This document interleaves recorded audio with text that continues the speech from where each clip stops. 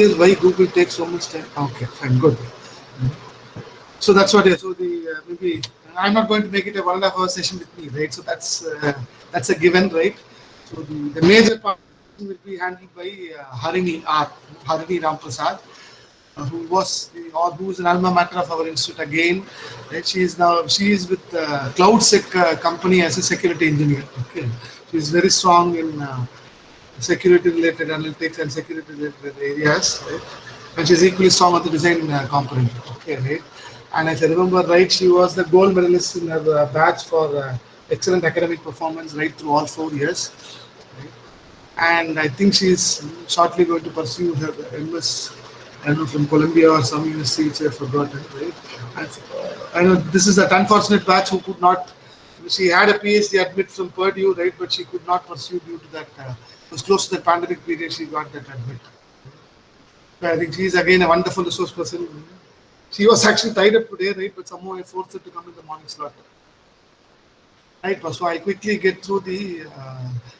So I think my objective will be to justify the need for a separate domain called WebUse, and then she'll take it forward with even more specific design examples or case studies, whichever way she is planned. Okay. So I think this is a, I don't know whether you can use it, but cheat sheet, right? A 25-point checklist, right, which people normally recommend to satisfy for you to have a usable website. Okay, right? And for the interested audience, this is surely not an exhaustive list, right? There is one entity called as W3AI. Should I put it in the other room? Okay, there is.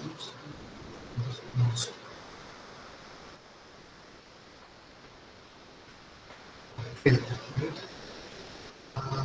W3A stands for, I think, the W3C consortium, you know, right? The World Wide Web Consortium, right? So they have an initiative called World Wide Web Consortium's Accessibility Initiative, okay, right? So they have an exhaustive, I think somewhere around more than 101 or something, right? 101 usability guidelines, but that will be too large a number to brief through in one session, okay, right? So for the interested audience, yeah, maybe the World Wide Web Consortium's accessibility guidelines, correct, right? So you can have a look at it if you want a detailed treatment of it. Good, I think people are pointing. Great, yeah. Okay, good, right? So I think the larger category under which they are grouped, right? They call it as conditions for accessibility, identity, navigation, and control. Okay, right? Content or control. Okay. So accessibility guidelines, right? They say that because you have all the bandwidth on the earth, your internet connection is great, all that stuff. Don't embed too many images, too much multimedia content, video, all that stuff, unless it's required. Right? That's the reason I don't think how many of you have felt that typical academia pages, right, academic websites, they'll have more of text content than images or videos. Right? Here and there images are fine, but too many images, too much multimedia content, right, can possibly ensure that the site load time can become unreasonable on the client side. Okay, right? So the first basic guideline for accessibility, they say, is ensure that your site load time is reasonable, right? And the fourth point, if you look at, right, the Flash, all that stuff, do not use them unless it is required. Right? It is a commercial product which only if the people see the demo of it working, right, all that stuff, then go in for Flash. Just for the sake of, this is the same thing, right? Don't create cosmetics just for the sake of it. Okay, right? The Flash on add-ons should be used sparingly. I think the 1 and 4 I will relate it together, right? So it will ensure that the good morning, sir. Right? Which will ensure time is okay. And the websites which you develop or create, right? They suggest they should have prominent text to background context, or the foreground contrasting, right? That should be. The simple suggestion is a white background with a black foreground text, right? That is great. People pick up things quickly, right? Or maybe colors which look good on the eye. Okay, right? I think you will have one session on colors and shapes where they will possibly talk more at length on that. Okay, but surely what combinations such as a black background with a yellow foreground text, right? That is all a big no-no in usability guidelines. Okay? I think I've also seen some combinations where it is a sort of a blue background and we slightly darker cobalt blue text, foreground text. That all brings down the readability of the content which you want to project. So that is also one suggestion, that maintain good text to background contrast, and the sizes that you choose, right? The font size, the spacing, those all should look easy to read, right? Don't cramp it there, right? I don't know how many of you have experienced this. The font size 12, right, is I have generally recommended for the soft medium, right? 12 may look a bit too big on the print or the hard copy. That's what they recommend. 10 for the hard copies and 12 or somewhere for the soft copy setup. Okay, right? So I think I think that also has a relationship with what font you choose, right? All that stuff. Right? And if at all you have images, ensure that they have proper alt tags. I think people by now should be aware of it, right? Just for the sake of people who have not heard of this alt tags. See, images you can maybe in your PHP code or HTML code here, okay, you can always add one textual, correct. Comfortable readability is very important. And what is the main purpose of this alt tag, right? I don't know how many of you have seen it. If you are sitting on a slow connection, these days it doesn't happen. At least we have seen it in the 1995s and all. Right? When the image takes time to load, right? If you hover your mouse on that image, right, you will have a small rectangular thumbnail which is getting displayed. It says the image name, a short description of the image, all that stuff, right? So that is one benefit, that the user gets to know what type of. That's not the major benefit. If you have alt tags, right? Search engines, right? They actually look at these alt tags when they want to return pages. I hope people are getting it right. So let's say I have a image on some senior related. What is an alt tag, right? An alt tag is basically an alternate information, textual information for an image. Okay, but typically not from the end user perspective. When you develop websites, right? When you code in HTML or in PHP, right? Okay, to the extent I recall the syntax, I'll give you, right? Image source is equal to something like this, you will give, right? What is the source file name, right? Along with that, you will also have a description to say alt is equal to, correcting the syntax, right? Along with this image tag, right? You will also have an addition. It's not compulsory, but if you give this scenery word, right, what will happen is search engines, they tend to look at this alt tag, right? So if at all you are searching for somebody, I will show an example. That's what we didn't discuss what their contents are, but we are matching. Okay, right? I hope people are getting it. If you have alt tags for images, it will increase the noticeability of your website in search engine results. Okay, right? I hope people have got it. And it is also better to define a custom page not found. No issues, madam. Custom page not found or a 404 page is better to be defined, right? Other than leaving it to the standard. Your internet connection may be low, right? Or internet connection may be down. Those are all not good ways of conveying to the user that the web page is not available or not, right? W3 suggestion is have a custom defined 404. 404 error number stands for web page not found. Better to define what. Okay. So that's on the accessibility front, right? Okay, right. For the larger audience, it may look like that you're rushing through, you're not showing images. Don't be rest worried. The more detailed examples will come from my Harini speaker. Okay. Right. So that is one. Okay, right. On the identity front, if at all you have, it's not a question of if at all, you should have logos. Okay, right. In your home page, okay, I don't know how many of you have heard this word, right?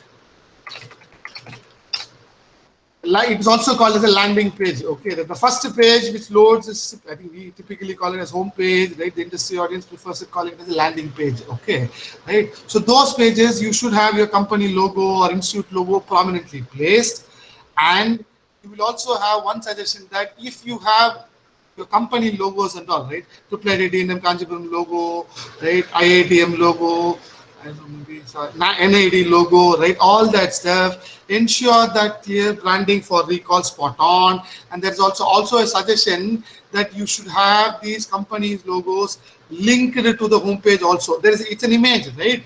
In the image, you can also give a hyperlink or a reference. Okay, they say logos should be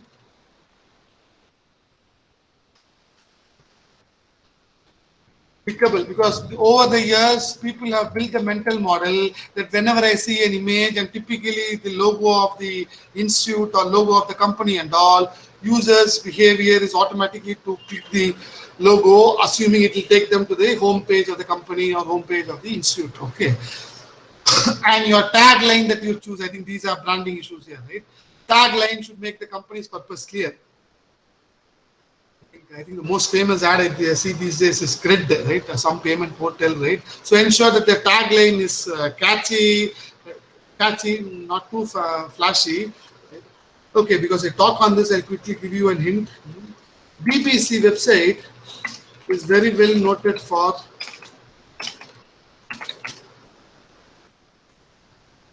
authoring skills. Okay, should I put it on the other one also? It will be only for you, Harini. BBC site good for. Okay, right. Any clue on why BBC? BBC, right? I don't know how many of you follow BBC's news website. Their website is great, right? Spot on. You will have images, and on top of the images, you will also have some short caption or headline, right? Any clue on why that your headlines will not be too long and all? Okay, and headlines will never be incomplete, most probably. Okay. Any guesses on why BBC should have this good practice inherent in their blood? Somebody can take a call. I hope the question is clear. I think, Krishna sir, you can move to the next slide. Why should BBC's, I think that the listing may not be there in my slide here, but it's out of the slide content. Why do you think BBC should have a good web rating? Your voice is muffling a bit. Visibility is good. 1 minute, man. Let me try fixing it.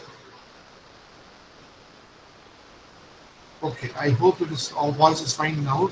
See, BBC, when it started out in the initial years, right, it was basically a radio medium they started. Okay, and in radio and all, right, words are a high premium, right, because the other side, the ear has to digest it, right, the auditory capacity has to digest it, so they have to speak lesser words, and the initial words they speak should be conveying the content quickly, right. It is their own confession. And it is possibly that habit that has helped them maintain good practices even in their. I think the specific cognitive guideline we say is BBC's headlines are always front-loaded. What does that mean? Even if you read the leading part of the headline, headlines are never long with them. Even if you read a short part of the headline, you will almost get the larger essence of the story they want to say, right? 500 killed in Afghan blast. That's a good example to take. Or COVID-19. Where are you typing, sir? It is not coming in the chat box. Percy, any issues? I'm typing it. Second link. Okay. I'm putting it in. Okay, the second link. I'll put the recent chat once more. Okay, did you get the chat on both places? I put. So the last message about BBC headlines is correct. My headlines are front loaded. Correct. So I think people are getting this point of front loading. What does that front loading mean? Ensure that the captions you choose, right, the leading portion of the words, right, they should be conveying some content, right, and the larger headline you choose, right, should convey the larger summary of the article. The same thing will relate for websites, right? The title of the article, the various content you have, some captions you choose and all. Be careful when you choose captions. And one more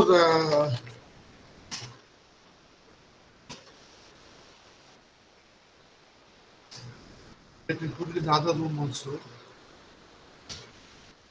I hope people got that inverted pyramid structure message. Okay. Generally, they say the web authoring, when you write for the web or when you develop for the content for the web, right? They suggest, the designers suggest that we should follow an inverted pyramid structure or a triangle which is inverted here, right? Okay. What does that mean? The top of the triangle, right? Those portions are the ones which the human eye picks up first, right? So organize your critical content on top, And as you come down the website, the tip of the pyramid should be the least important content. Okay, typically you see in websites the copyright information, who developed, those all should come towards the tip of the pyramid, right? No, it is a website developed by me and my team, so I'll put it on the left top, right top. Never do that, right? Most important content, it is always better to be organized from the top to bottom. In general, we suggest that follow a inverted pyramid structure. Okay, so that is one more cognitive guideline that is important. And okay, one question I'll ask.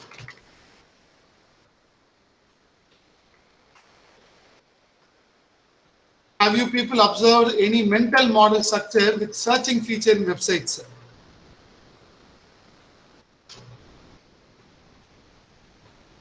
I'm typing in both rooms, sir. Have you people observed anything related to mental model? Pardon, okay. Some clarity on the question. Where do you locate the search feature in websites, whether it is IRCTC or Air India booking, railway booking, IRCTC, any website you take, normally you see a search feature, right? Where do you normally see it? Okay, Karthik. Look, I'll give you the clue. Typically, they suggest the search feature in little search window. Correct. That magnifying glass is an icon which is used to indicate you are searching. The location of the search feature, right? The suggestion, who was at right top? Correct. The rightmost top portion is where that is a mental model built over the years. People top right, excellent. You're going to see them, right? I hope people are thinking with me. The top right corner of your screen, whether it is your mobile version of the website or desktop version of the website, ensure that it is either at the top right. For mobile, it can be top center. Okay, right? Do not take, because it is your own website, do not take it to the left to bottom. Bottom and all people never look at. Okay, there you are talking content out of the slide. This is a more stuff here, additional cognitive guidelines. Okay, Pradeep also spot on top right. One more suggestion I'll give you. There is one guideline that says websites generally should be in two folds. Correction point, madam, you are right, spot on. By default, that is a mental model. Okay.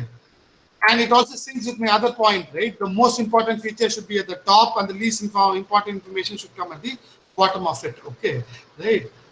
I don't know whether I think that in this room. One more suggestion in the web design community, they suggest do not develop websites which are more, that's how we are conditioned. Sir, what do you mean by twofold, sir? Yeah, I'm coming back. I was about to, I think, excellent here.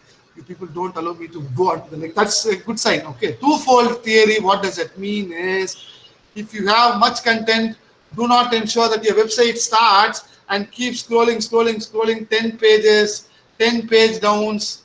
Nobody on the internet is interested in reading your forefathers' history and all. Okay, right? They suggest your web page content, at least the home pages and all, the critical landing pages, do not have content that requires more than one scroll.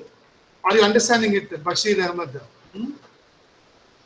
Ideally, if I scroll it, right, I don't know how many of you have noticed it, the length of the website is indicated by what size of the scroll bar, right? If it is longer, it means the content is smaller, and if the scroll bar is smaller, it means the content is longer. Okay. The suggestion in the design community is do not have more than two folds. Like a paper, right? If you fold it, the first fold and the second fold, that's it. Okay. I think, I know I'm not calling the percentage exactly, approximately 70 to 75% of the users look only at the first fold. Correct. Maybe the last 30% can be critically less important information. I don't know. I have seen some websites which take some 15 page downs and all. That's all a big no. At least not in your home pages. Academic web pages where we have to give some lecture content and all, so it will be detailed, maybe organize it in some down the line in the page hierarchy, not in the home pages at least. Okay, right? I hope people have got my twofold theory and inverted pyramid. I think the largest suggestions from your home page should not take more. That's what. If you keep it within one fold, It won't take more than 5 seconds to digest it, and your company information, right, should be there should be a clear path to it, and whether you have anything about yourself or not, we always say two more links that should always be available in the home page: about us,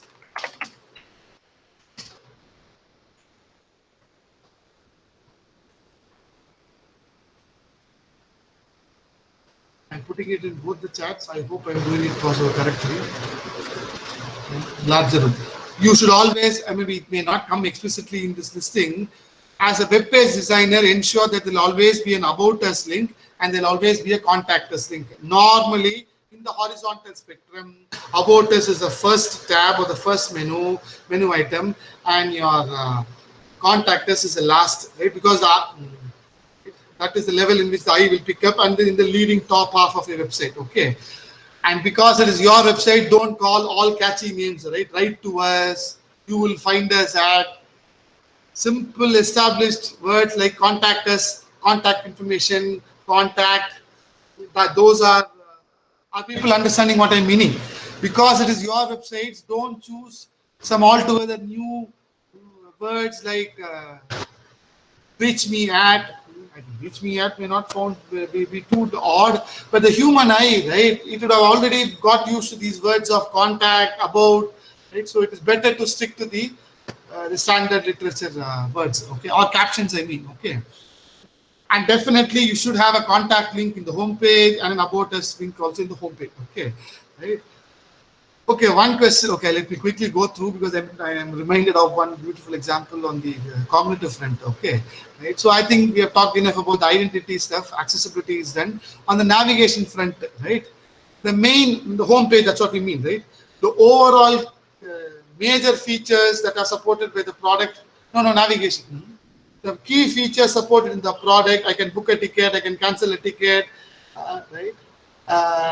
So Tatkal booking, right? So like key critical features, the navigation path should be very clear in the home page.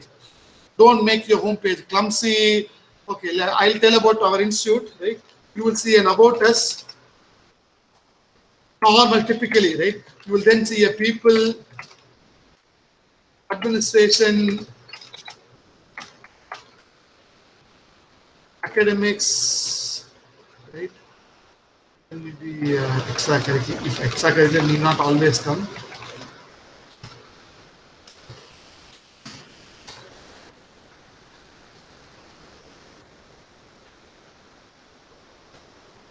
Right? So this is what I mean with the main tabs of the home page, right? People will involve faculty, students, research scholars, administration, the various staff, all that stuff. Academics will involve departments, right? This is hierarchy, right? And one more suggestion: do not put more than anywhere around more than 7 plus or minus 2. I hope. What was this 7 plus or minus 2 rule here? I hope people talked yesterday. Was it talked or not? The digit span rule. Correct. Miller's law, digit span rule, crystal size, my student, fine. Right, good. I hope people are getting it. In the home page, right, that horizontal menu which you will give, or the main tab as we call, don't put around 10, 15 options and all. That's not the way. You can organize it better. Do not keep anywhere between either 5 to 7 or 7 to 9. Okay, don't go beyond that. A head must, right, correct, the must section as they call. Okay.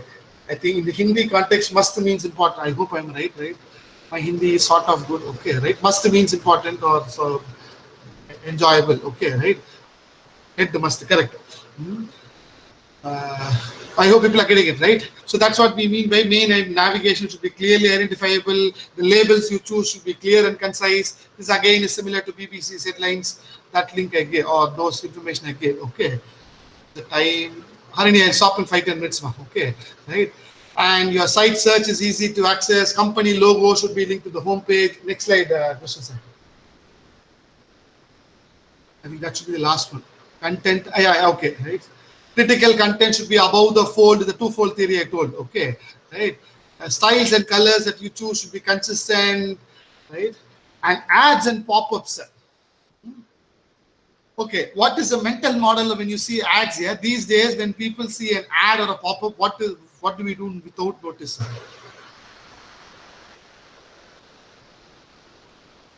Excellent. This is what in design circles they call it as the pop-up purge behavior. Initially, people used to look at the pop-ups. They actually used it non-judiciously, center of the screen, top of the screen, pop-ups automatically, whether you notice or not, whether your eye wants it or not, the human hand, right, immediately hits the close button. That's what we call pop-up purge. And this banner blindness is anything that looks like a banner. Again, people see it as an advertisement. Okay, so you should be clear. That's where Google is great, right? In their inbox and all, you will never see any advertisement coming in, hiding your inbox or critical content. It will possibly come in the non-intrusive section of the right tab or bottom tab somewhere. Ensure that, I know this is a commercial world, we have to survive. You can survive only if you don't irritate the user. Side scroll, correct, ma? I hope people have got the larger message. Any advertisement stuff which you want to keep it in a non-intrusive way. Okay, I'll tell you my personal experience. Linux is not, this doesn't happen. In Windows, Chrome, right? I don't know whether it's an issue with Chrome or Windows.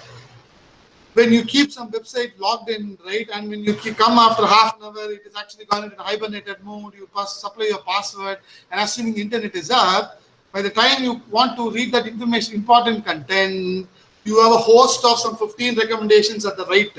I hope people are connecting with me. Some news articles and all I get, right? And what is the other problem of it? Even if you keep hitting the close, what happens now?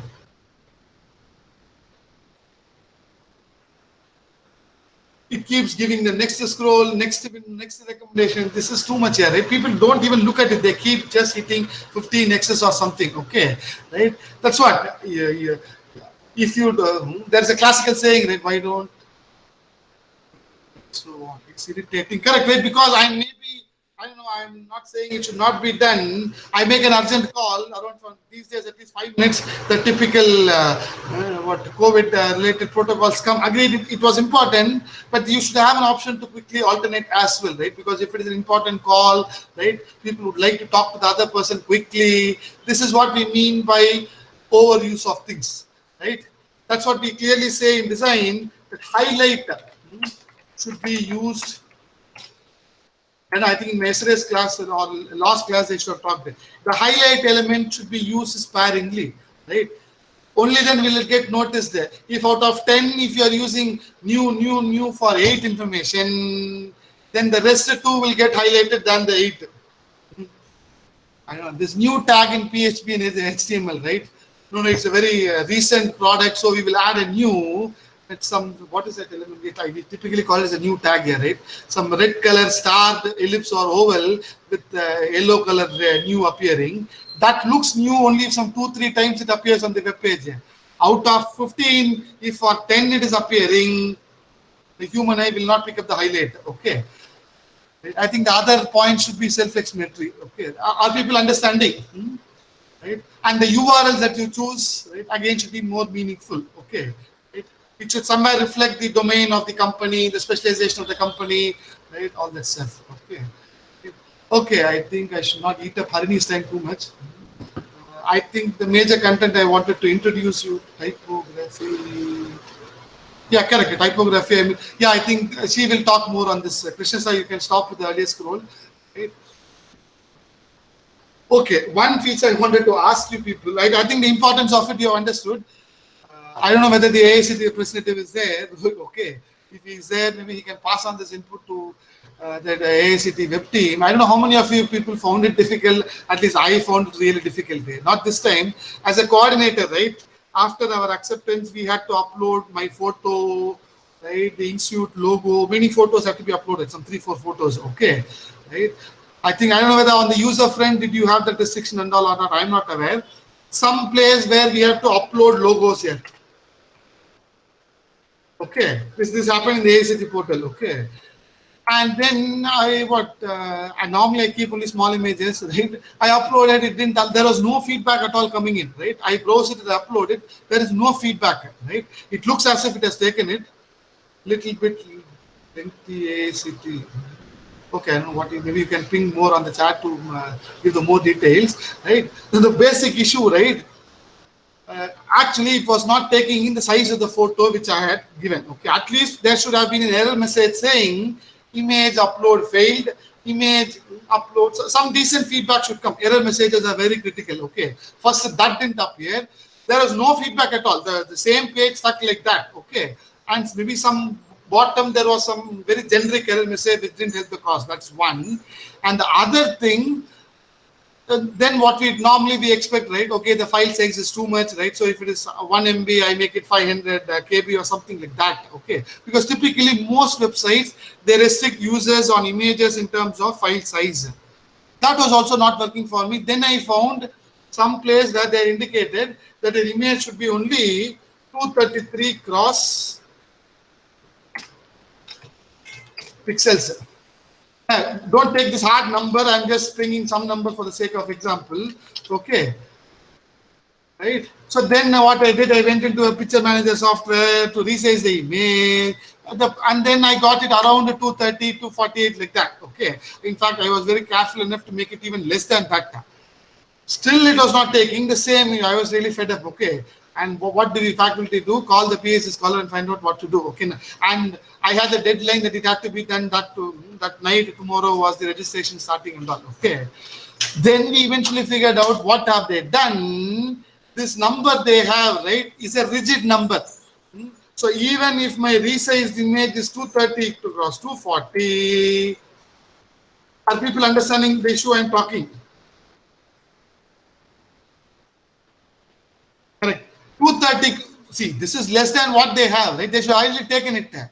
It was not the problem. Is it was a hard coding in their website design, the PHP or the HTML code which they wrote, right? Somewhere the image, when they accept, right, they are checking whether the height aspect and the width aspect of the image, is it rigidly 233 only or 243 only?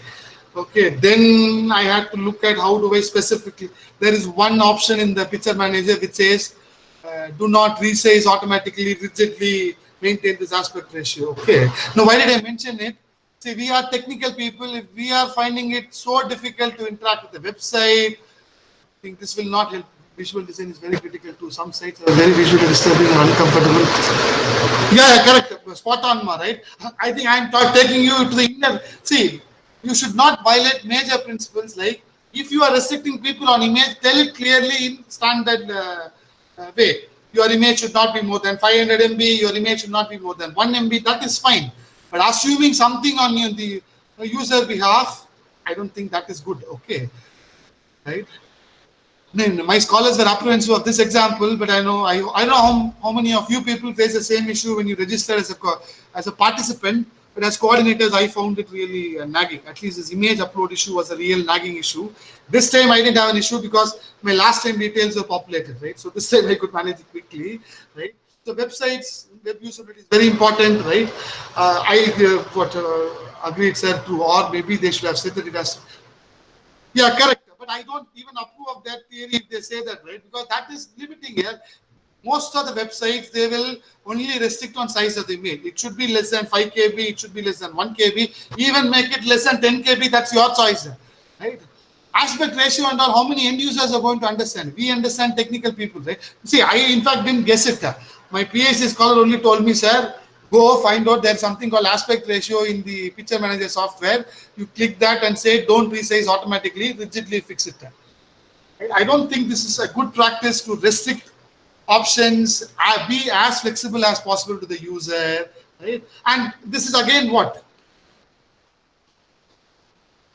This is again violation of mental model, right? All other websites on the earth are allowing people to upload based on size. You alone choose to differ it based on pixel size. Keep it with you. Okay, I know if I'm using it very hard, that's not intended to be sound harsh. That is my design passion or design intent, whichever way you call. Okay, because sometimes it is not possible to.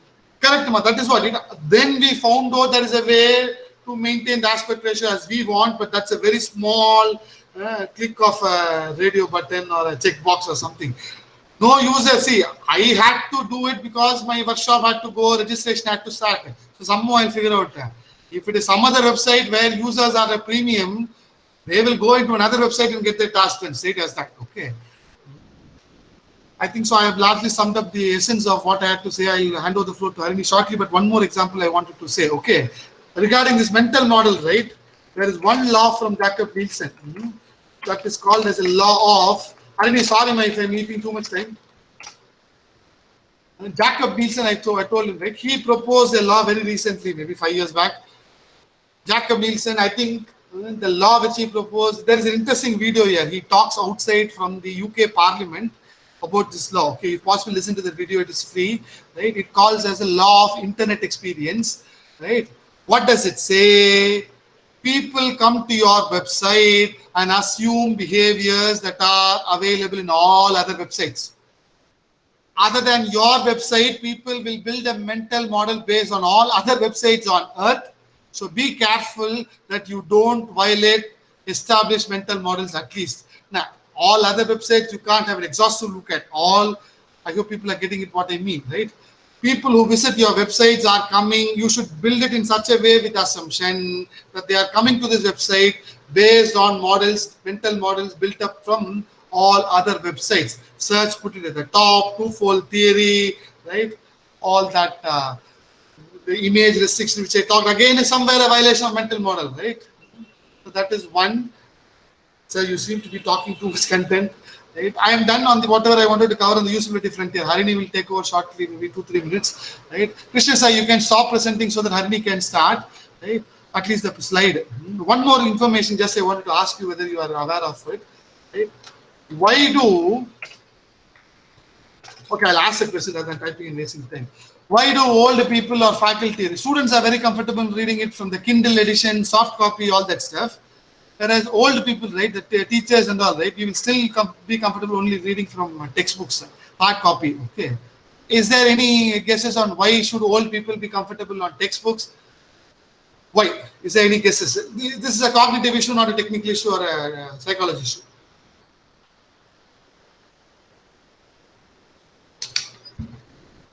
Mental model, good guess. Anybody else who wants to take a guess? I'll tell you.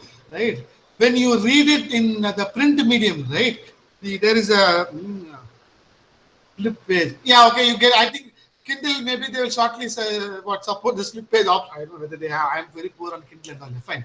I'll tell you the cognitive issue, the human issue.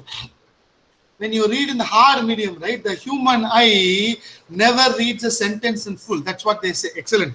Right? They never read the sentence. We never read words in full because, example, I'll give you. If you see SCPT, right, automatically the human eye, in all probability, will complete it as September. I'm not saying always it is September, it can be something else, but this is the capacity of the human eye. It will complete, structure of the word, right? It will complete words. Are you getting what I mean, right? It will start predicting the future words to come. There is established research which has observed at the cognitive level. We never read words in full. We never read even sentences in full. We never read full sentences, all word by word and all. Without your knowledge or subconsciously, you will be filling up next words to come, skimming.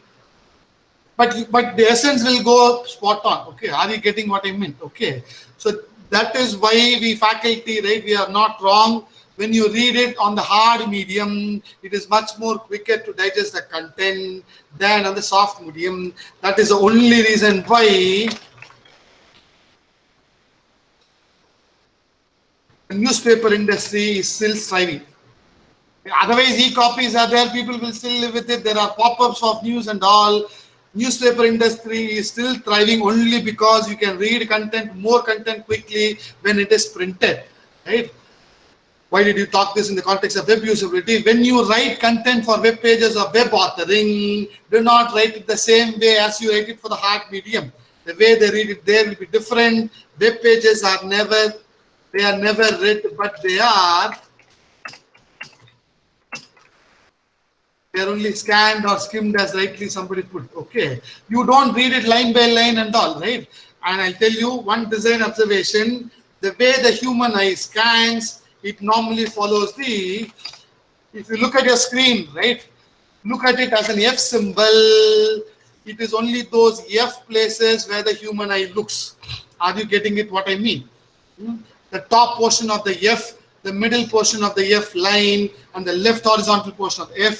Is only those portions on the screen which normally the human eye looks. Okay, so don't develop websites filling it with all important content in the middle half and all.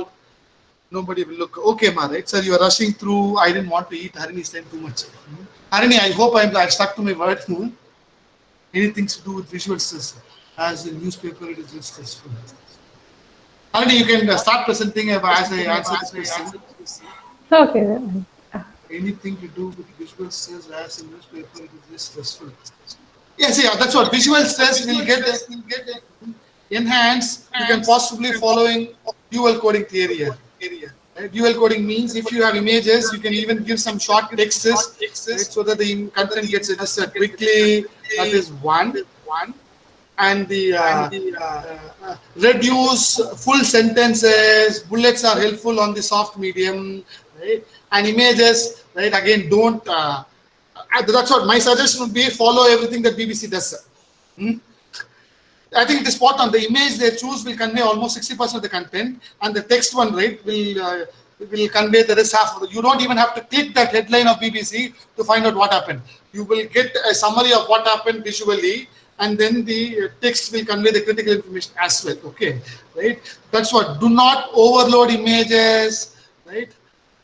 All that stuff, right? More guidelines. Harini will deeper. Okay, Harini, over. Sure, sir. Sure. Sorry, ma. I think I said this is typically of me. Okay. No, sir. I mean, I think people understand that your passion for design actually shows. And so old faculty, right? I am reminded of the times in the HA class. Go ahead, Harini. All the best. Thank you. Sure, sir. Thanks. I hope I am audible and you can see my screen. So. Yes, ma'am, you are. Yeah, awesome. All right.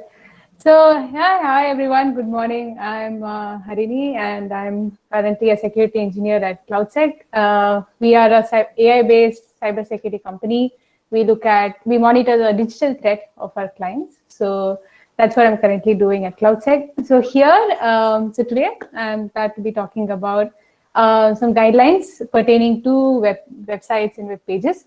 So let's just, sir already gave us a brief overview of what these guidelines span. So here I'll be talking more, showing more examples for a set of guidelines. So let's just dive right in. So this is what I call like the what, why, who slide. So what is this? What am I going to be talking about, right? So as I said, we'll be looking at some design guidelines which one should adhere to while building websites. More importantly, building a usable website, right? So we'll be seeing over the next 20-30 minutes on what really makes a website usable, because we have all had both good and bad experience while navigating through different websites. So through these guidelines, you'll be able to better articulate on what are the particular aspects which made a website more usable than another one. So that's what we'll be talking about. So why should we follow design guidelines, or even why should we bother about making a website usable? So from an organization's point of view, right, today websites have become like the digital face of the organization, right? Even when we hear of a new company, the first thing we do is go check out their website. And if their website is bad, we immediately lose trust on the website. So that's how important websites have become for an organization. And as sir said, right, so if there's a bad website, we are so irritated that we just want to leave it immediately, right? So for an organization, their whole business is at stake. So it has become even more important in these days for organizations to make sure that they get their websites right. So that's about the what and why of the design guidelines.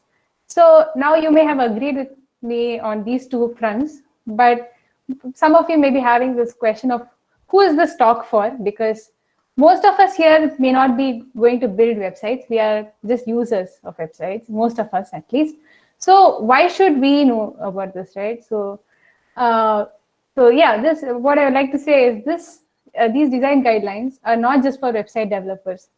In this talk, we may be looking at them from a website with websites in focus, but actually I'm sure by end of this you'll realize that these design guidelines are pretty universal and they are applicable to any project you build. So for me, this was a big realization when I joined this company. And I joined as a security engineer. I didn't join the design team as such, but we are still building a tool, building some software for our customers or clients to use.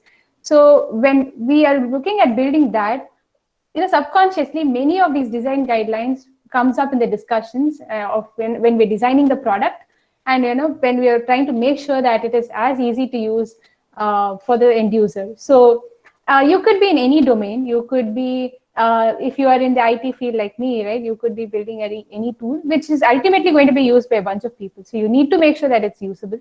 If you are even if you're writing a book, right? It should be consumable easily by the person who's reading it. Otherwise, you're not going to really transfer the knowledge you had put in the book. So pretty much these guidelines are universal, and as we go in this talk, I'm sure you'll realize.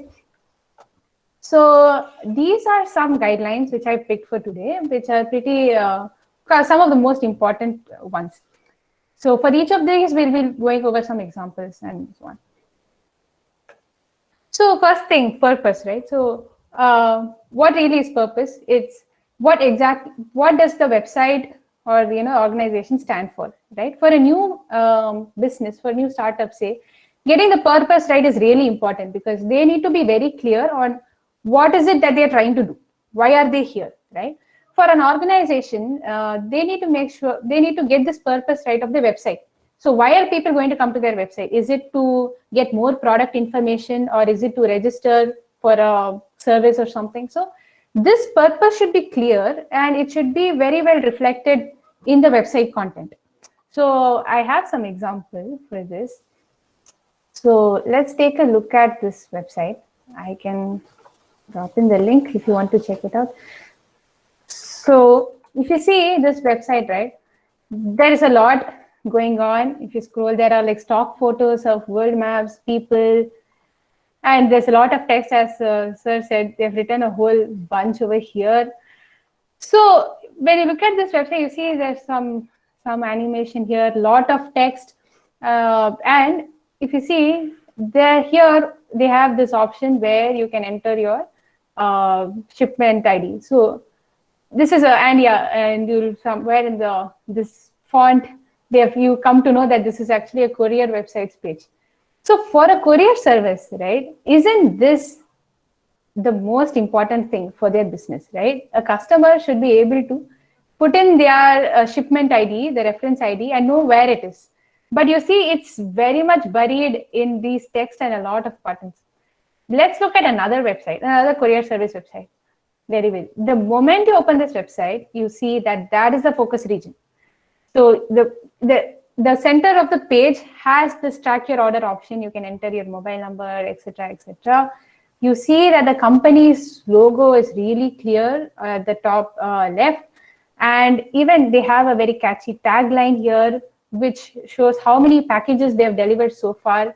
This really, this number, right, it reflects their standard and quality as an organization. And you just see even the pictures going behind, right, like the slideshow kind of thing behind, is also setting up the tone for their business and for their purpose, which is to deliver shipments, right? So here you see that the purpose is really set in stone, and everything in this website, everything going on in just the first page is really contributing towards that purpose. But whereas here you see, right, it's just buried somewhere. So that's what we mean by purpose. So the moment you go to website, the user shouldn't be wondering what is the website for.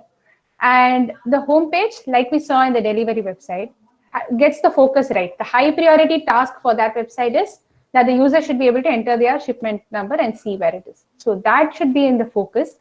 And you see that even the logo and the tagline, right, everything is visible. It's not too obtrusive also, but it's visible and very clear. So that's what we mean by getting this guideline, this design guideline of getting the purpose communicated very clearly. So coming to navigation. So in this website, you have a lot for an organization, right? There may be a lot to offer in the website, but they can't dump everything on the homepage, right? It's just too much content for the person to pass through. So what people do is they put in links to different web pages in that website. So navigation is nothing but the user should be able to browse between one site and go to another web page within that website in a very seamless way, right? For this, I found this really interesting example of this. These are actual website. If you look at this website, you see there's a lot some animation and stuff going on. But until you look at the top left logo, right? Only then you realize that this is actually a university website. Fine. I think they even got the purpose not that clearly done here. But anyways, after spending some time on this website, that's when I realized that they have this kind of a navigation. This is a swipe, which is first of all not suitable for a desktop experience because I am not having any touch screen to just swipe through, right? Then there is this, and then you swipe.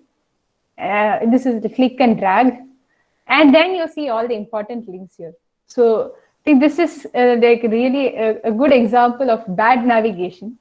All the important links for a website about academic programs, even the social media links, right? These are just buried in this kind of confusing navigation. And there's a lot of other some navigation things here, which just makes it too confusing for a user. Right? Then you realize that they have this also. So that is the navigation choice of this swipe is first of all not really suitable for this application. And then they also have a lot more navigation styles going on. But let's take a look at another university website. Okay, this is University of Texas at Austin. You see that at the top, they very clearly have all the important links, the about page, the academics, etc., etc. When you scroll down, and then you see all the secondary links, right? There are some site policy links, privacy policy links, some acts, etc. So the important navigation for this website is all at the top. And then the secondary ones at the bottom. And what I really liked about this website is if you click on this, they have implemented this breadcrumb style navigation. So this is called a breadcrumb style navigation. You see the trails in your website. So if you click on this, you're brought back to the home page, right? So this conveys to the user on how far they are in the website so that they don't get lost, right? Interesting place which has also this kind of breadcrumb navigation is actually the Amazon website. So if you see here, for a website like Amazon, it's a very huge website. There are tons of links, but you see how neatly it has been organized. So if you go to electronics, on the left, you see what all links come under electronics. Then you click on one link.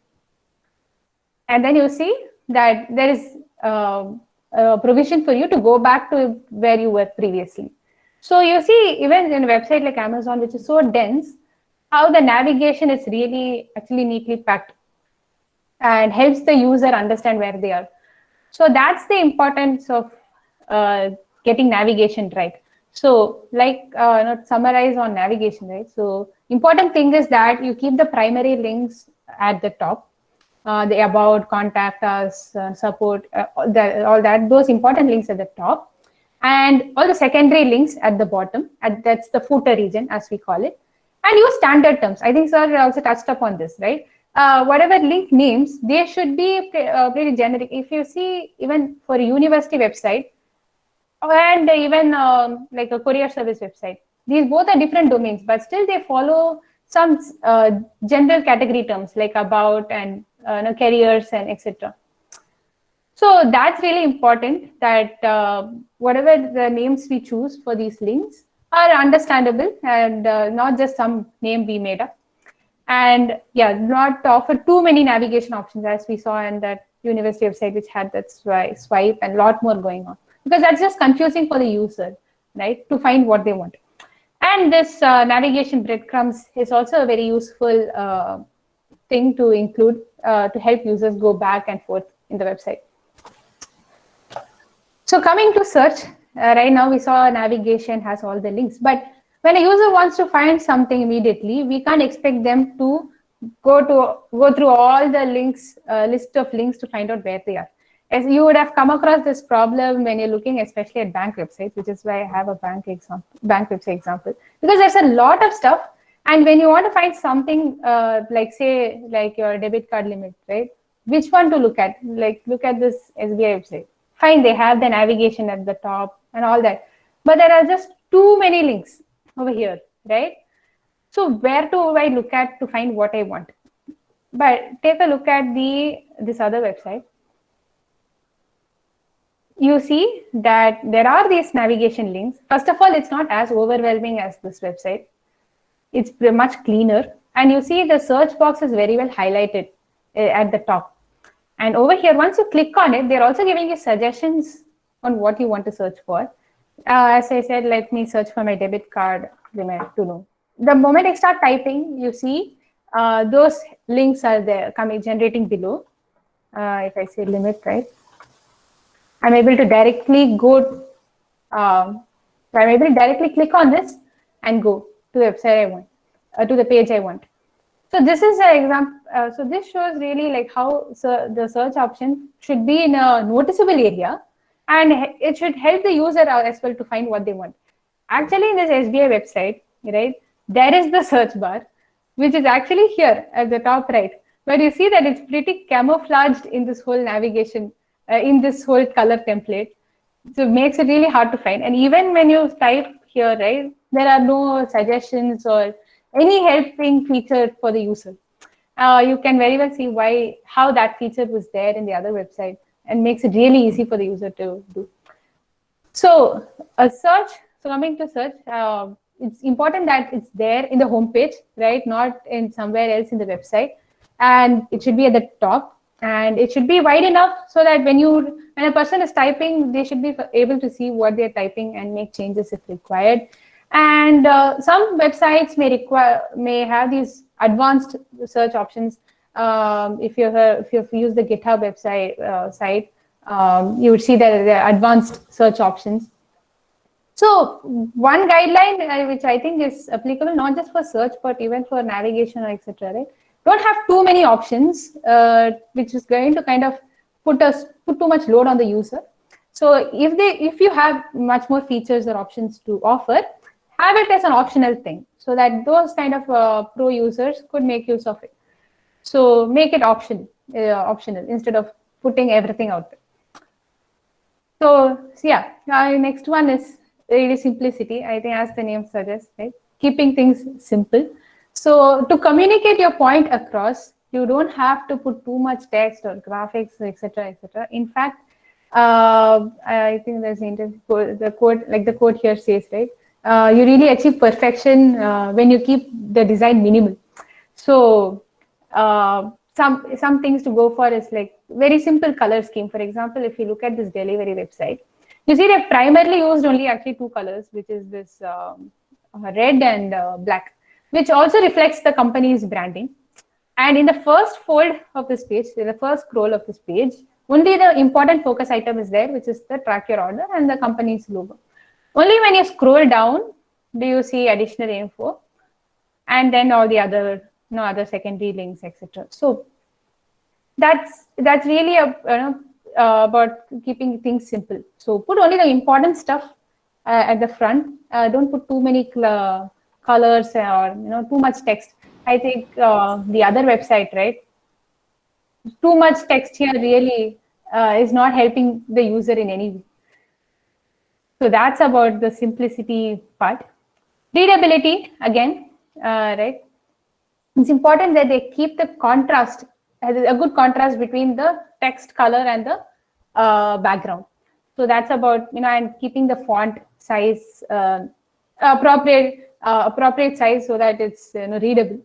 And yeah, even like I said before, right? Even putting too much text following this is also not going to make things readable. And there's an important term here, negative space, right? They're also known as white space. It really means keeping enough space between elements. In this courier website, if you see, you see all these buttons and all these text really crammed close to each other. So there's not really much white space over here. So that's about this guideline, which says, keep enough negative space between the elements. And the last one, this I have, we can take a look at some examples. So if you see this one, this is Jammu's, tourism website. Over here, actually, even this navigation, even though it's at the top, it's quite buried within these two bright things over here. So that's one. And when you scroll, you see here, this text on the right is pretty hard to parse through when compared to this, because you see there's a bright background and then there's a bright color. So there's not really good contrast. Yeah, exactly, right? It's just too much going on over here. But even with just this one, this left part itself looks much better when compared to this. That's the importance of having good contrast. But let's take a look at this other one. This is also a tourism website. Okay, this is MP's tourism website. You see they have nice images going on. This is what we call overlay. So if you go to these links, you see that there's a white kind of a white box and the text is on top of it, so that even with all the video content going on in the background, this text is visible. I can just drop. Right, exactly. So the color scheme, that's what is as a guideline goes, to not use more than 3 colors. And as we saw on the delivery website, they used only two colors, which very well reflects the company's brand as well, right? So it keeps it really, so it's not too much load on the user. Actually, if you see in this MP website, even when you scroll through it, you see there's a lot of space here on the sides, and also all the text, the contrast choice is also much better when you compare to over here, this list, which is really hard to read through. So that's about readability. So now coming to responsiveness. So this is I think a new age thing for web design, because now the prevalence of smartphones is greater than ever. Almost all of us have smartphones and we browse extensively on smartphones. So for organizations, it has become a major focus point to make sure that their website works just as fine and is comfortable to use on the mobile phone. So that's what we mean by responsive design. So way to check out how this would look, right? Before we go here, I'm going to pick the same courier website. Okay. Let's take a look at the better one, this delivery website. Okay, if you see, right, this is how the website is going to look on this Galaxy S5 on this Android phone. So if you open this website on your phone, maybe you can try it out if you want. You will see that this is all you will see, right? As we mentioned before, like the focus item, which is the track your order option, is there it's occupying the major space, so that it's easy for anyone to type in the tracking ID, mobile number, and even the company's logo, and get even the catchy tagline of how many packages they've delivered so far. That's there in the focus area, and it's easy to navigate through this. But if you open this website in your mobile phone, this is how it's going to look. So can you imagine typing something on this website? To type this, you probably have type your order reference ID here. You have to probably zoom in, type, and then scroll, and then hit search. So you can see that this is really going to be a pain to use on your phone. So that's what we mean by responsive design, right? This website, even though there is a lot of content, you see that it's really comfortable to use on a smartphone. You can check out how it looks on any other device as well, on a tablet, right? So getting this important is really a major focus point today.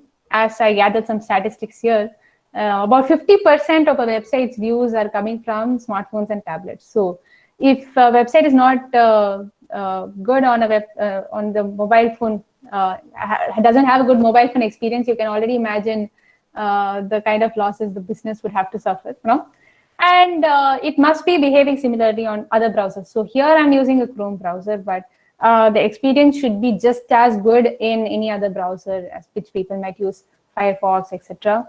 And so this really has to be in focus when designing the site itself. It's not like an afterthought thing.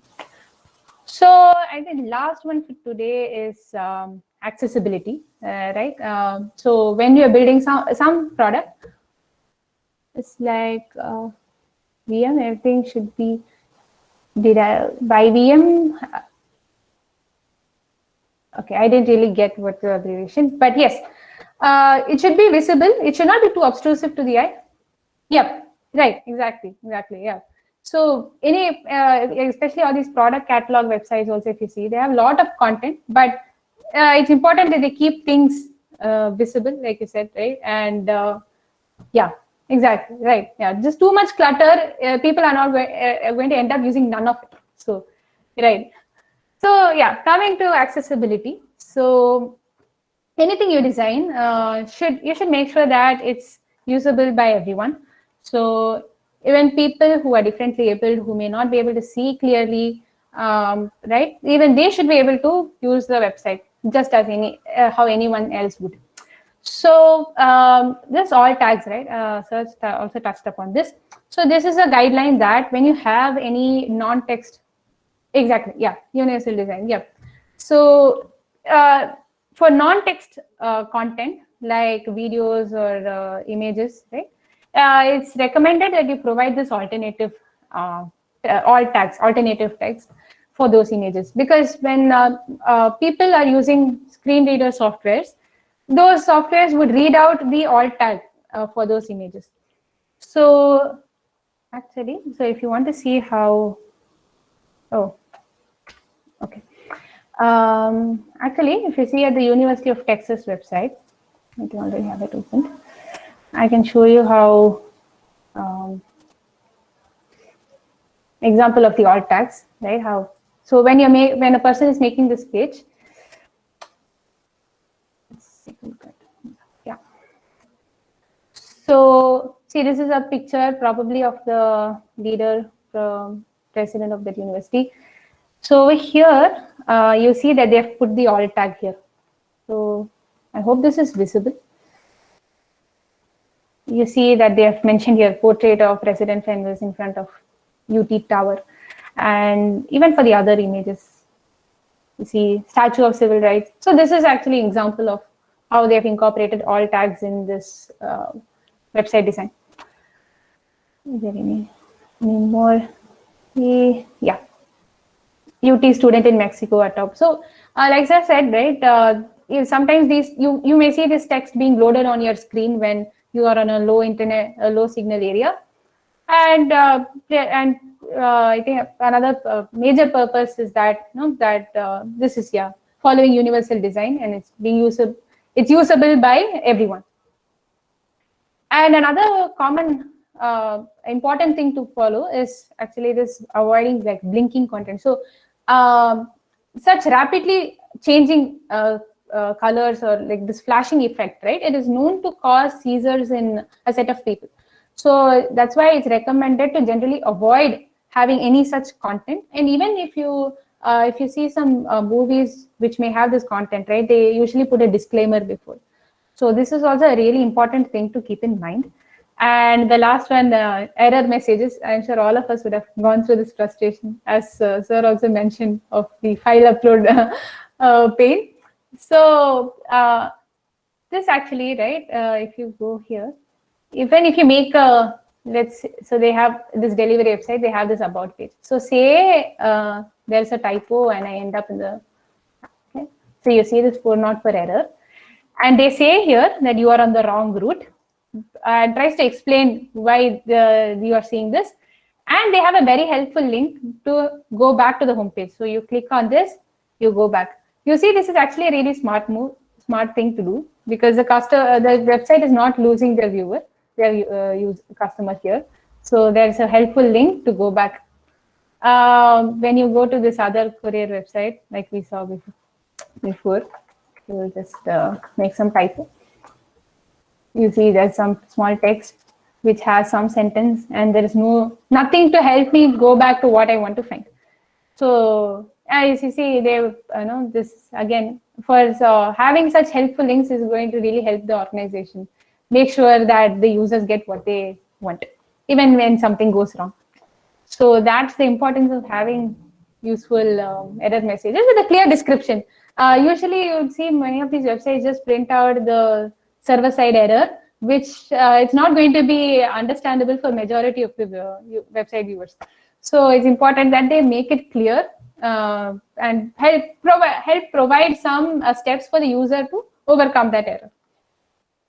So I think that's concludes like the guidelines part of it. So I think some of the takeaways is that whatever you're building, it could be anything, any project, any appliance, any software, it's important that we think about who our users are and what do they really want. So if they're coming to our website, why are they coming here, right? And make sure that the purpose is reflected clearly in the website and putting high priority items in focus, right? Like for the courier website, as we saw, it's important that they have the track your order feature. That's the high priority item there.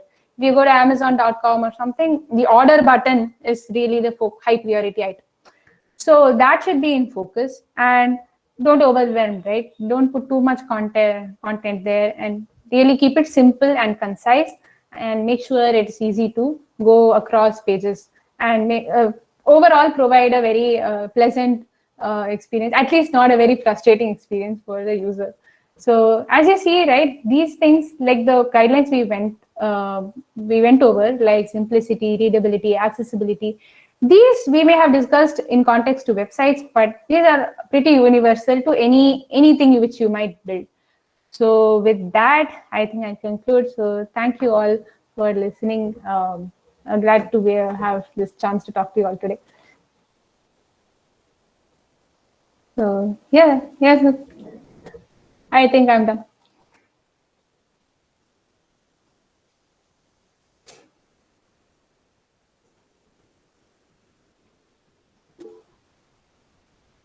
Thank you so much.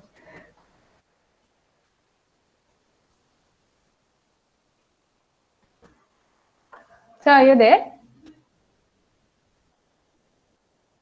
I think it's Okay. Thank you, Bharani. The session was very nice. Thank you so much. So I think we are on time, right? yeah, almost. Madam, I have one question. Yeah. For website where we are going to conduct some transactions, right? Maybe OLTP, banking, or maybe ERP. For that, any specific guidelines or standard need to follow? I think with these payment kind of gateways, right? Sometimes Not payment. Regular transactions. They have to enter some data. Then, example of let's say SAP or ERP kind of stuff. Right. I have not like gone into building these softwares as such, but I think one thing which I find really helpful when I am going through such transactions, right, in any software, it could be payments or any other software, right, is to show the user what steps are involved, right? So often I find that you would be using this product, you do not have any idea of how many steps are there to complete that particular process. So I think one guideline which can be followed is like the breadcrumbs kind of navigation kind. You show the user at what stage of the process they are and how much more they have to complete. This could be there even like when you're filling out applications. That kind of visual feedback I feel would be really important to follow in those kind of softwares. Okay. Because if it's a one-click thing, right? It's fine. Like you click on a link and you go you get what you want. But for something which requires a lot of steps in between, it's important to show the user where they are. Now, when we have the desktop-based application, yeah, there are so many stuffs are available for navigation, etc. Right. But as far as the webs are concerned, there are some limitation or constraint. Do you mean in like mobile phone or? No, desktop application, not mobile. Desktop transaction application. Correct, correct. I There think is these navigate like you would anyways in the application also you would have these links to go for the next step, right? Hmm. So I think there too it could be really that like at least in our enterprise software in a company it's web based, but still it's kind of like you say like a software experience, right? So you show how where you are on the software, on the whole software, and if you're in the middle of completing something, we reflect where you are, so that for the user they know what they're doing on the software or how much more steps they need to complete. So I think these kind of navigation styles are like what we saw, right? This could be implemented not just in website, but really any kind of interaction platform which you build. Yeah. Okay, madam. Thank you. Thank you. Thank you so much. Yeah, Harini, madam, this is Anil. Hi. Hello.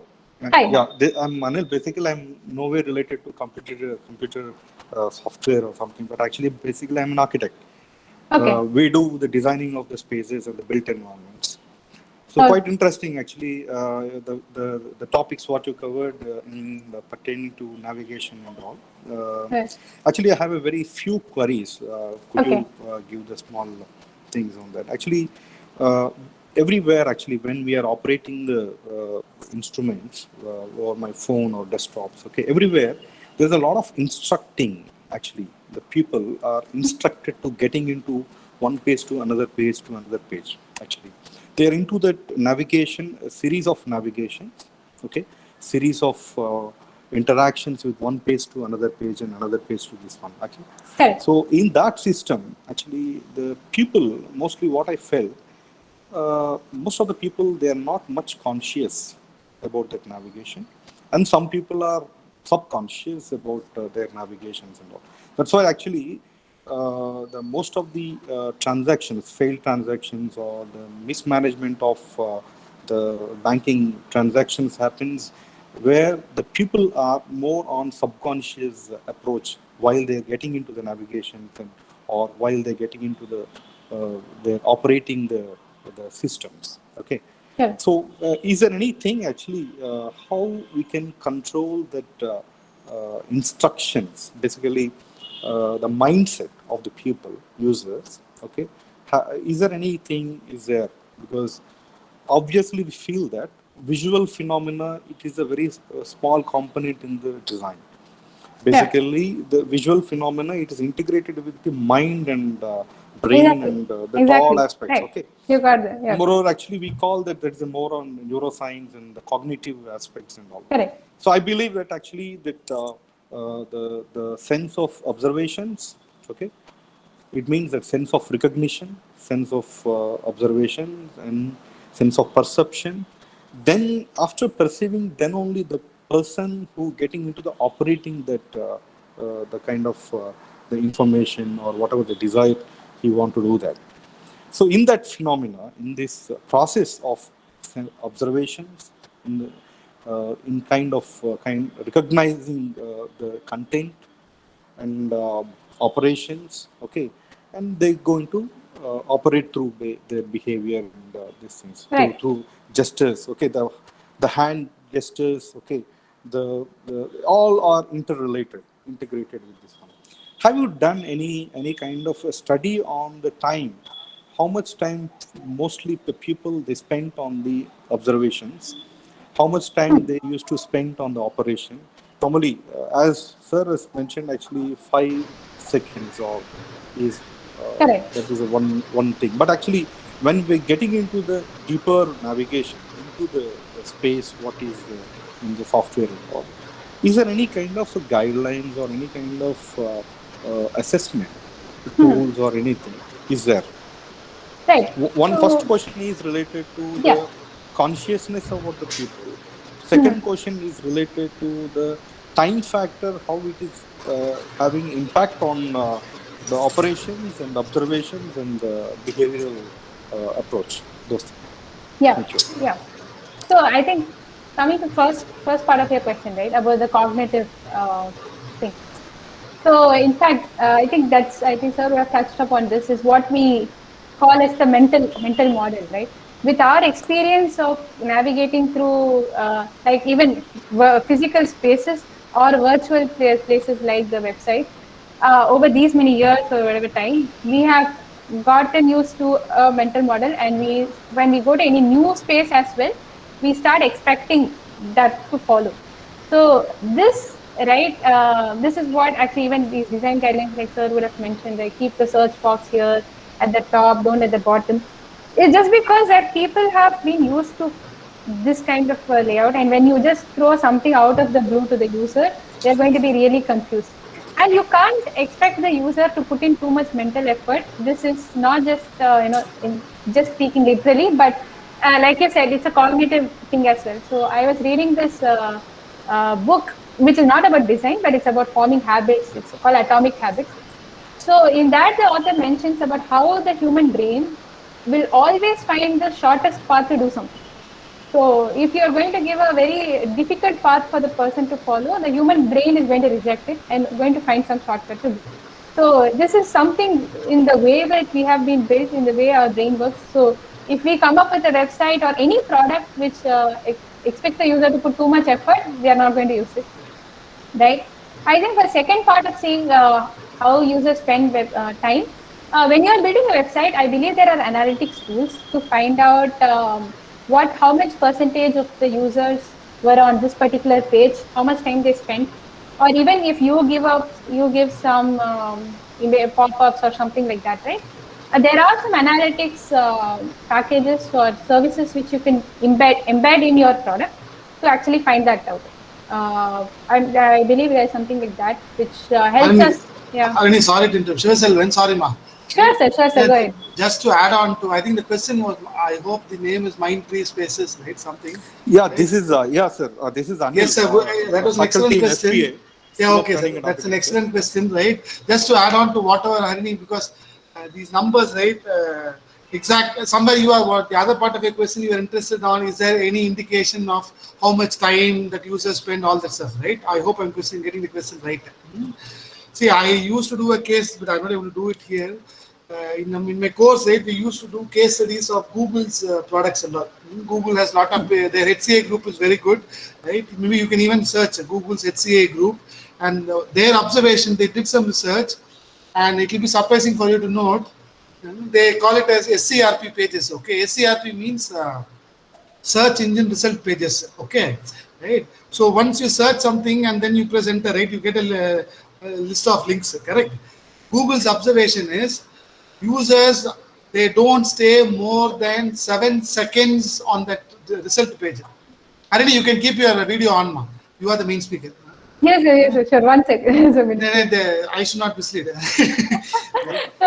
So the Google's observation says, search is just a product I'm taking. Okay, in the search product, people, they are not ready to the human mind, right? It doesn't stick there for more than 7 seconds, pa. Okay, and there is also another. I think this comes from Jacob's usability team. If your website is not getting listed within the first 3-4 links of Google, right? He says it is better you are not there on the internet. Okay, right? So that's what, even we go in with the objective of searching, which we know is a sort of a lengthier task. Even there, if I don't get the link or content I want, the human brain, right, or the human people, they don't stick more than 7 seconds. What they do is they close the search, they start another search, right?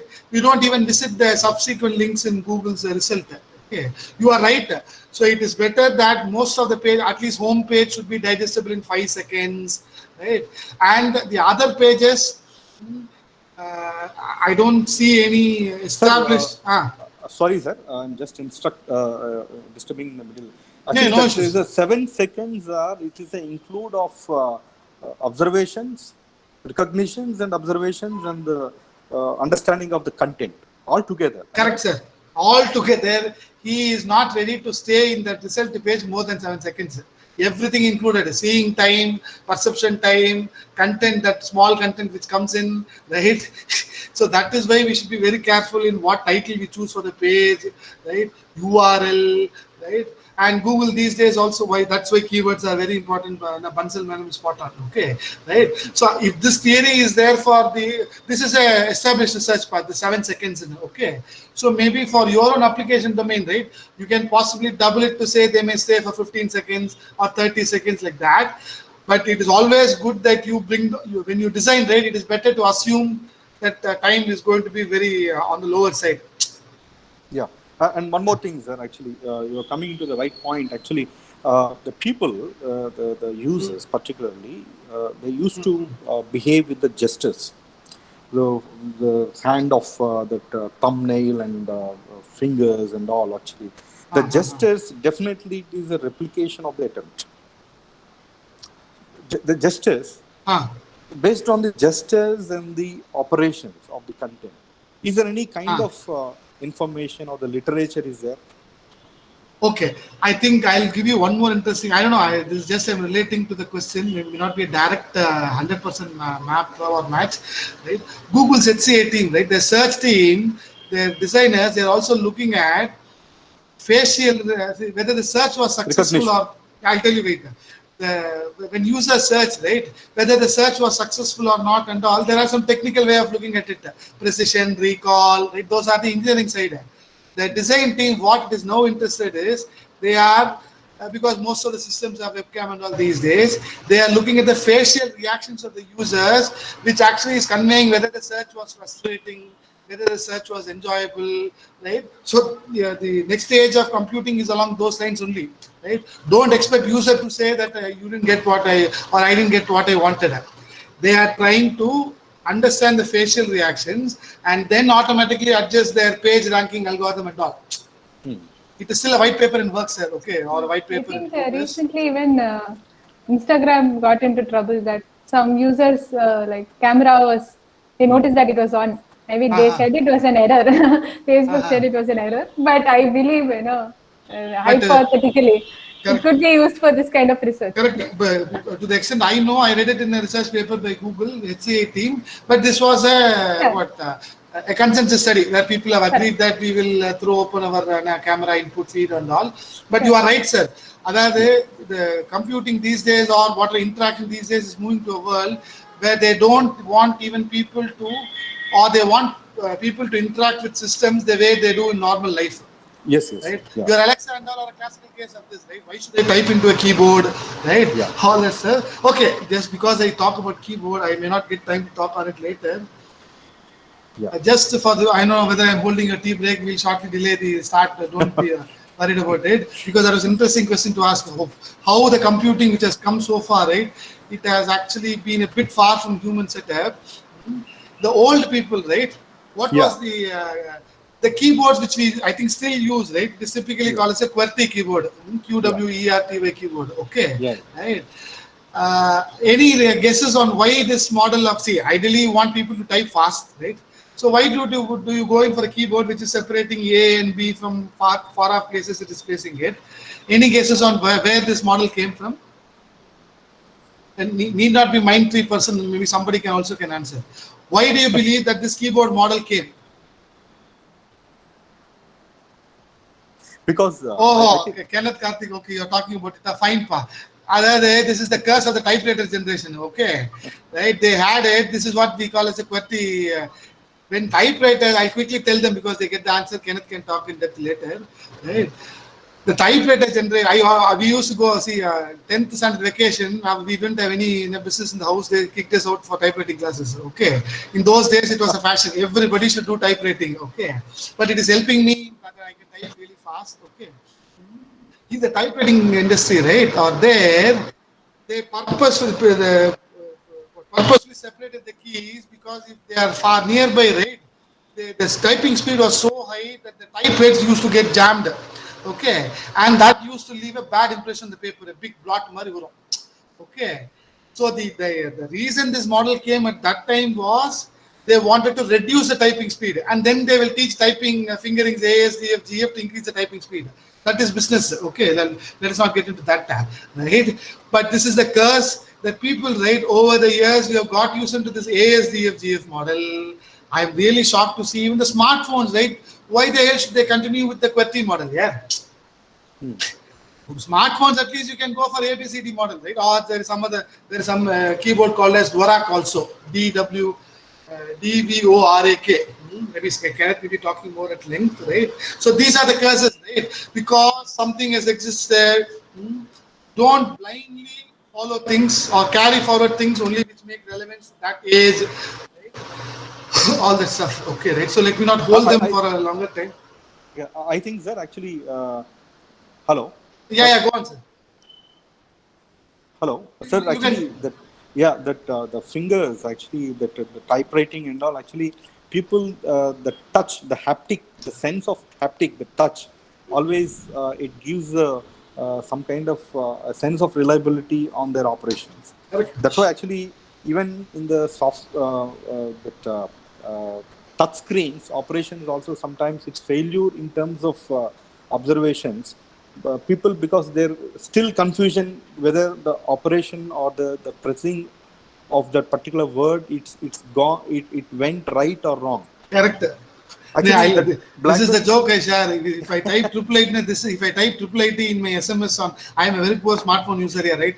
Urgently, if there is some message to be sent from the director, I want to respond. If I type 888, right, the internal engine is automatically completing as idiot. Okay, right?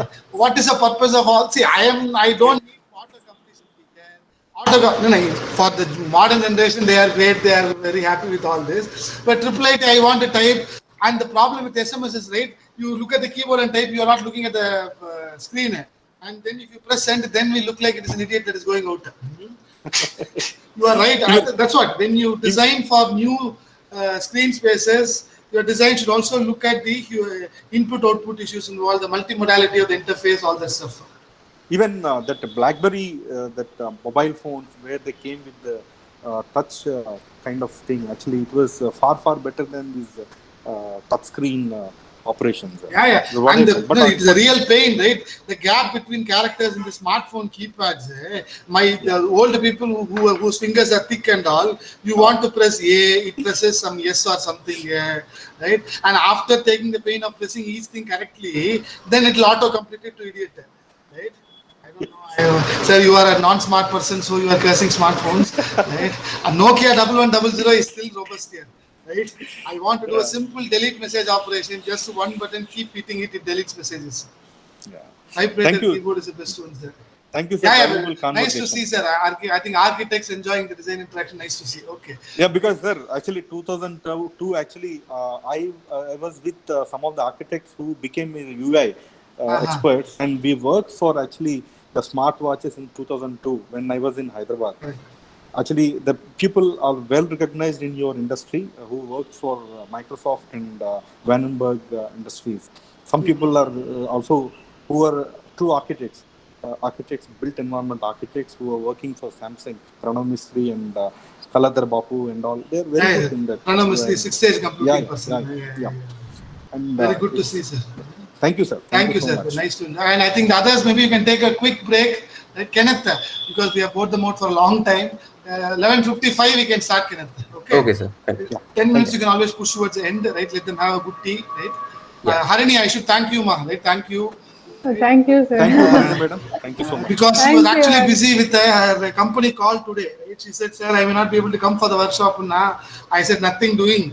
You shift your call to the afternoon. I will exchange my slot in the morning." Right? So I should thank Harini for agreeing. And I'm glad I didn't miss out because it's really nice talking to like a diverse audience here. Right? Yeah, and really nice. In fact, Harini, our observation, this is what Mercy also told. This audience is 100% more interactive than the data science audience. True, sir. I was going to say that. It fits the bill, right? Because it is a human-computer interaction workshop. It has to be. It is living up to its name. Right. Thank you, ma. Thank you so much, Harini. Thank you, sir. Thank you. All of you, bye. We'll shortly join around 11:50.